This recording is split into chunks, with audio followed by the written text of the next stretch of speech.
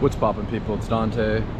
Today I'm on the streets of Philadelphia and I just wanted to share some quick thoughts on what I consider to be the best street photography workflow, right? There's no one way of doing things, I'm aware of this, but this is what I found that works for me after 10 years of photographing on the streets and practicing my photography. I think I found something here where I'm finding much more joy in my photography through this process, right? So in terms of the camera, right, the first thing, I think a camera that can fit in your pocket, right? With the Ricoh GR3X, this camera right here on my neck, I believe this is the best camera for street photography. I don't really think there's any competition. But yeah, these cameras fit right in your pocket and there's really no excuse, right? You can carry it around with you wherever you go and you always have that thing on you to make some new work, right? As the goal is to make more pictures, to make new pictures, and to have something that fits in your pocket, I mean, it's quite invaluable, right?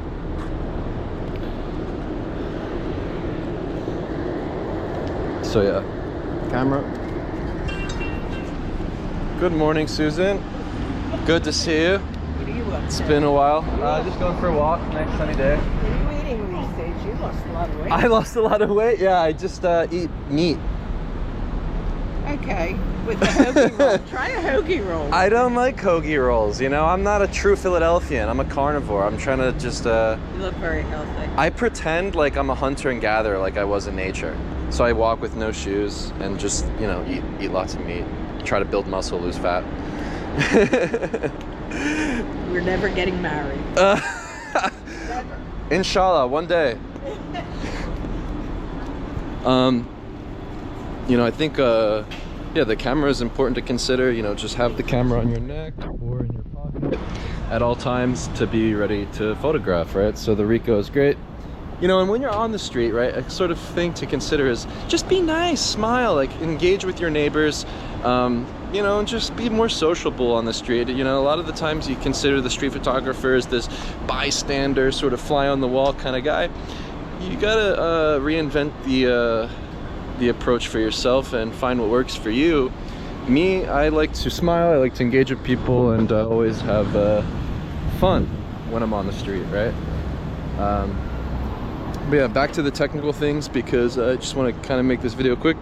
I use the Ricoh GR3X, Ricoh GR3 with the small JPEG high contrast black and white files. This is supreme, right? You want a smaller file size. You want to be able to quickly upload them, quickly import them, and have everything done in camera, right? So I crank my high contrast settings to the max and use the small JPEG files so that I get something aesthetically beautiful right out of camera. You know, we don't want to tinker in Lightroom and all this kind of nonsense. We just want to go out there, make work, come home, review the photos, and move on. And so, yeah, in terms of the settings, I've got the AV mode enabled with a minimum shutter speed of 1/500th of a second, automatic ISO, highlight weighted metering. I like to use snap focus. And when I'm using the GR3X, I have the snap focus usually at 3.5 meters at f9. And then sometimes I like to switch to the single point focus with the FN button here. I also have the grid display enabled on the back with lots of diagonal lines and ways to sort of compose that I believe is really useful. And I think that's pretty much it with the camera settings. Yeah, just the camera. First thing, Ricoh GR3X, no competition, 100% the best when it comes to street photography. I've learned using the Leica M3, Nikon FM. You know, I've used the SLR, I've used the rangefinder, 35mm, used the Ricoh GR2 for a while, and that was my introduction to digital photography, so I'm back at it. Fujifilm X Pro 2, X Pro 3, tried the Leica Q, but the Fuji X Pro cameras are way better and more ergonomic. But at the end of the day, look, I came back to my first love, the Ricoh, so there's something there. And then in terms of reviewing the photos, get an iPad Pro. I think the smaller version is probably best because I have the bigger version. I've been using it for a while, and sometimes I do wish I just had the smaller one. Weirdly enough, you would think like bigger is better, but I think actually in terms of cameras and the tool that you use, maybe smaller is better, right? So yeah, I consider the smaller version of the iPad Pro, whatever the latest one is. And what you want to get is the USB-C to SD reader. You plug your SD card into that reader, plug it into the iPad, and directly import your photographs to the Photos app built in natively on the iPad. You don't need any external applications or any bullshit like Lightroom. You just import the photos directly into a folder that you create with the date of the day that you made the photos. And then when you go through and review the photos, I like to look at them as small thumbnails and sort of you review it like a contact sheet, and you just click on them and hit the heart-shaped favorite icon, which will then allow you to just quickly favorite, quickly tap. And then when you go into the favorites, you will then drag them over to a selections folder that you create, and then you will have these sort of keepers, these selects, that you will then upload to Google Photos as a cloud backup. And then from there you can pretty much move on, right? So you have all of your photos uploaded to the cloud, you selected your favorites, you put them in your folders, and yeah, from there actually it's all about publishing, right? So you want to publish your own work, own your own website, right? I suggest not use Squarespace firstly, and yeah, go to wordpress.org, create a domain using bluehost.com, firstname lastname.com, and yeah, start plugging and playing. I suggest using the Astra theme. So install Astra, use wordpress.org, and create a blog, right? This is going to be the space where you share your thoughts, your videos, your photos, etc. And yeah, I believe this is the most supreme way of publishing your own work. You know, the beauty of the modern art world is we no longer need to go through a gallery, a curator, this and that. You become the media empire, you become the sort of, yeah, the publisher, the artist, and the producer all in one. So wordpress.org.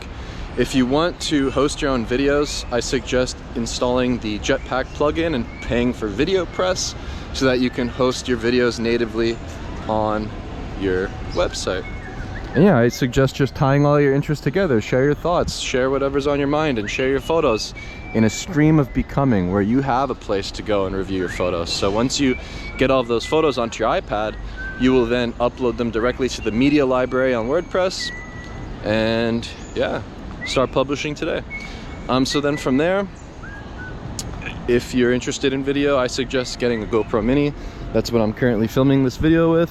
I like to film at 1080p, 30 FPS. And I think the interesting thing with this is to film your point of view, to film your perspective, and use the GoPro as something so small like the Ricoh that fits in your pocket. You can augment and propagate yourself, your voice.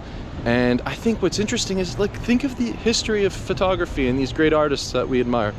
They haven't had this opportunity in the past to share their voice and their perspective and their journey. So I think actually going forward, not only is the photos going to be interesting in the future, but the videos and thoughts and words that we have to share about our journey and our process maybe have more weight, right? And, you know, I suggest, yeah, just if you have a Google account, create your YouTube channel, and use that as an endless archive where you have unlimited storage to host videos.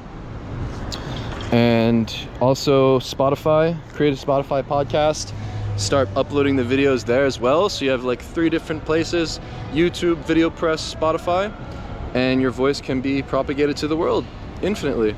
Yeah, I think that's a good solution that I found in terms of video production, audio production.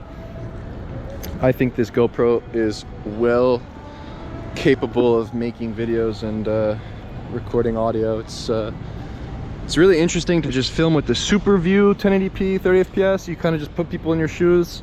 I like to use it without any mounts and stuff, but I have a snap mount for when I do biking and sort of POV style stuff. But yeah, just consider your blog as your hub of everything that you are passionate about. Currently, I'm passionate about photography, video, blogging, fitness, nutrition, and cycling, and I'm just sharing everything in one space, tying it all together. And I find that this workflow has been the greatest change in my photographic process. Right, in the past I perhaps was focused on single images. I believe I've become a master at the single image after 10 years of practice, and now I'm looking to break through the wall, dig an endless tunnel of a variety of image, go beyond photography, and to keep pushing and to remain curious each day ultimately is the goal of this sort of street photography thing. So the workflow is a way for you to simplify, right? To simplify the process to the easiest way possible for you to continue making new pictures. That is the goal. So with that, stay courageous, stay curious, and focus on making new photos, as that is ultimately the goal.